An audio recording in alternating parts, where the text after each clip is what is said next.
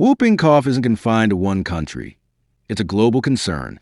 From Europe to the Americas and Asia, pertussis continues to resurface in waves. In 2024, the UK recorded nearly 15,000 confirmed pertussis cases, a staggering rise from just 856 a year before. Across the United States, CDC surveillance reported a six-fold increase in pertussis cases compared to 2023. Other European countries, such as France, the Netherlands, and Denmark, have also reported higher case numbers in recent years.